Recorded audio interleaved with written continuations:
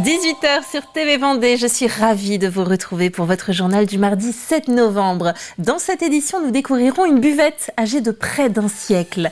Elle était installée à l'origine pour les visiteurs venus sur les pas de Georges Clemenceau au Colombier. Elle s'apprête à reprendre du service. L'intelligence artificielle au service de la santé. Un radiologue en Vendée propose des mammographies équipées de cette technologie. Enfin, nous parlerons vin avec ce premier salon Fièvre vendéen à destination des professionnels. Objectif, montrer que les vins de Vendée ne manquent pas de caractère. Mais on ouvre cette édition, je vous le disais, au Colombier, un petit village de Mouchamps. C'est le lieu historique de la famille Clemenceau. Georges y est d'ailleurs enterré aux côtés de son père dans le petit bois du Colombier. Afin de faire vivre cet endroit pour les visiteurs venus se recueillir, une buvette a été créée en 1930. Inactive depuis 2 ans, la mairie souhaite faire revivre ce lieu comme à l'époque. Colline Davis s'y est rendue. Au milieu de ce hameau où vivait la famille Clemenceau, il est un lieu mythique, la buvette.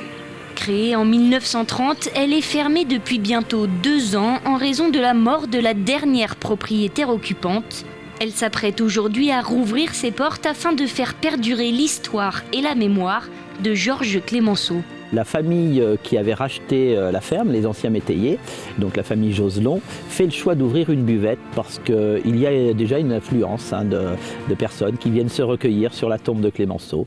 Des personnalités, des anonymes, énormément de poilus et de familles de poilus qui vouent un certain culte à Clemenceau. Et c'était notre devoir à nous, commune de Mouchamps, de pouvoir avoir un lieu qui puisse recevoir les personnalités comme les anonymes et pouvoir continuer à expliquer l'histoire de Clemenceau et cet attachement à la Vendée et particulièrement à Mouchamps au Colombier. Il suffit de pousser la porte pour découvrir 1000 souvenirs de cette figure française que l'ancienne propriétaire se plaisait tant à entretenir.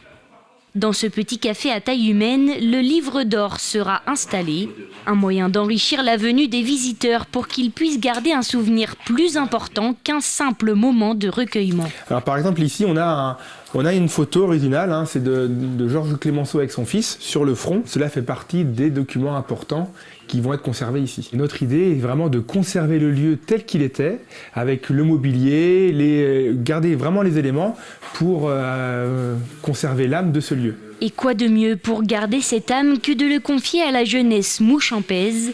Ces 3 jeunes participent au chantier Argent de Poche afin de redonner vie à cet endroit. On stack à la peinture, donc des murs et du plafond. Le fait que ça soit une histoire vraiment de là où je viens, de là où j'ai grandi, de l'histoire purement mouchampaise, je trouve que vraiment c'est vraiment sympa, je trouve, de rénover un endroit comme ça.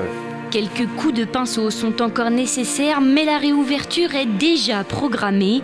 Ce sera le 24 novembre, date anniversaire de la mort de Georges Clemenceau. L'axe Esnay-Chaland est enfin terminé. Le dernier tronçon de la 2x2 voies sur 25 km à hauteur de Saint-Christophe-du-Ligneron a été inauguré ce lundi soir. Elle permet de relier Chaland à La Roche-sur-Yon en moins de 40 minutes. Alors, météo oblige, l'ouverture a pris un peu de retard. La route sera empruntable d'ici le 25 novembre. On écoute. C'est un long sujet. On a commencé, j'ai envie de dire, par la 2x2 voies entre La Roche-sur-Yon et Esnay. Et puis, depuis Esnay, c'est 10 ans, là aussi, de travaux, entre des études qui sont longues, des négociations qu'il nous faut mener avec le monde agricole, avec les riverains, pour aboutir à ce chantier. Et ces différentes inaugurations depuis 2016 jusqu'à aujourd'hui, 2023. Nous avions promis une fin de travaux pour la fin de l'année 2023. Nous tenons nos promesses. Promesse tenue. Plus de 600 nouveaux cas de cancer du sein sont diagnostiqués chaque année en Vendée. On le sait, un dépistage précoce donne de meilleures chances de traitement et de survie. À Chaland, un cabinet de radiologie a été le premier du département à se doter d'un logiciel d'intelligence artificielle. Cette technologie ne remplace pas le radiologue, mais lui permet d'affiner la lecture des clichés. Comment ça marche ? On le découvre dans ce reportage. Cette patiente vient pour une mammographie de contrôle. Les clichés de l'examen réalisé en quelques minutes sont ensuite observés et analysés par un radiologue. Bien qu'expérimenté, le docteur Fablé s'aide aujourd'hui dans sa lecture d'un logiciel d'intelligence artificielle. Il analyse les images de mammographie pour identifier les lésions suspectes et surtout évaluer leur pourcentage de gravité. La lecture de l'image, ça peut être un petit doute ici sur le cliché de face, une petite asymétrie par rapport à l'autre côté. Et quand on affiche l'intelligence artificielle, vous voyez un critère de malignité de 56% ici. Le reste du sein est normal. Donc vous voyez cette petite lésion qui paraissait relativement minime, assez peu inquiétante, mais quand même qui interpelle l'œil du radiologue, est confortée dans sa forte suspicion de malignité par l'intelligence artificielle. L'intelligence artificielle ne remplace pas la lecture du radiologue, c'est une aide.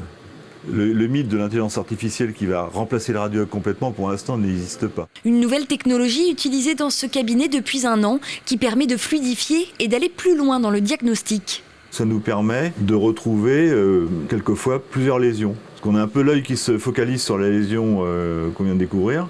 On a tendance quelquefois à moins regarder peut-être le reste des lésions. Et on a eu quelques cas où on trouve effectivement une lésion sur la partie interne du sein, puis en regardant bien, l'intelligence artificielle va retrouver une toute petite lésion dans la région inférieure. Et sur l'IRM, on a pu constater qu'il y avait 2 lésions dans le sein. Alors qu'à juste l'œil humain, peut-être la toute petite... On aurait pu passer à côté. De plus en plus de patientes et de moins en moins de radiologues. L'équation est mauvaise, mais pas question de remplacer l'humain par l'ordinateur. L'intelligence artificielle ne réglera pas, en tout cas pour l'instant, le problème du manque de radiologues dans le département. Le délai moyen pour obtenir un rendez-vous de mammographie en Vendée reste d'environ 8 mois. Pour la première fois en Vendée, l'un des plus grands rassemblements floral et végétal d'Europe, les Floralies internationales, se tiendront cette année au logis de la Chabotterie. Du 17 au 26 mai prochain, l'exposition horticole quittera Nantes pour décliner son thème 2024, Jeux de fleurs, en clin d'œil aux Jeux Olympiques. Le conseil départemental a lancé un appel à projets afin de permettre aux acteurs publics et associatifs de fleurir le territoire. L'appel à projet, ce sera une enveloppe de 50 000 euros. 50 000 euros avec une distribution sur 30 projets qui pourraient être récompensés et avec une hauteur maximale d'aide à hauteur de 5 000 euros. C'est de dire que, même si vous ne répondez pas à l'appel à projet, mais que vous inscrivez malgré tout dans cette thématique de l'embellissement de votre commune aux couleurs des Floralies, vous recevrez la mascotte qui identifie en fait la commune comme étant partenaire de cette opération et de cette manifestation exceptionnelle. Rouge, blanc, rosé, des couleurs que l'on connaît bien à Sainte-Gemme-la-Plaine. Le château de la Chevalerie a accueilli le premier salon du vin des fiefs vendéens, destination des professionnels. Des vins de plus en plus plébiscités par les cavistes et les restaurateurs. L'enjeu est de taille, il s'agit de prouver la qualité des cépages du territoire. Mais assez naturellement sur nos sols. Sur environ 1000 hectares de vignes en Vendée, l'AOC des fiefs vendéens et ses 347 hectares sont incontournables dans le département. Encore mieux faire connaître cette appellation, c'est la vocation de ce premier salon du vin organisé au château de la Chevalerie à Sainte-Gemme-la-Plaine. On a 5 crus différents, qui sont Brème, Mareuil, Pissotte, Vix et Chantonnay, avec une multitude de cépages. Qu'on travaille en blanc, rosé et rouge. Donc on a une palette de vins qui sont aussi bien intéressantes pour la période estivale, où on est souvent connu les fiefs vendéens pour nos vins friands, gourmands pour l'été. Et là le salon, c'est aussi de faire voir qu'on a des vins de garde, qu'on peut consommer aussi après plusieurs années de bouteilles, de caves, qu'on peut sortir pour les fêtes. Rien à voir avec ce qu'on a déjà dégusté. Des vins plus précis, plus complexes. Selon ce caviste, ici à gauche, l'image des fiefs a bien évolué. C'est des vins qui vieillissent bien, qui peuvent vraiment se conserver et se bonifier avec le temps. Donc c'est pas juste des petits vins à boire, ce sont vraiment des beaux vins et des grands vins qui ont une capacité de garde. Donc il y a vraiment des choses intéressantes à découvrir en Vendée. Les vins ont évolué et c'est important que tout le monde puisse redécouvrir les vignerons actuels et les vins qu'ils font. Que de chemin parcouru pour ce vignoble, devenu appellation d'origine contrôlée depuis 2011. Quand j'étais petit, on m'a toujours dit le vin vendéen, c'est moyen.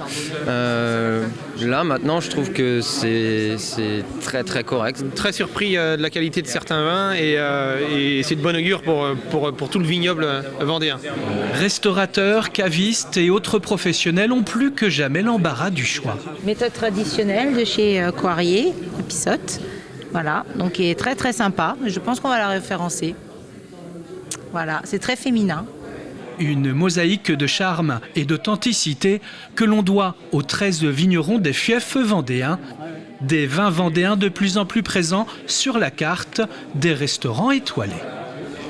32 éditions du 18 au 26 novembre, une quinzaine d'artistes, salle des 4 rondes. Voici en chiffres l'exposition Salon d'automne d'Esnay qui se prépare.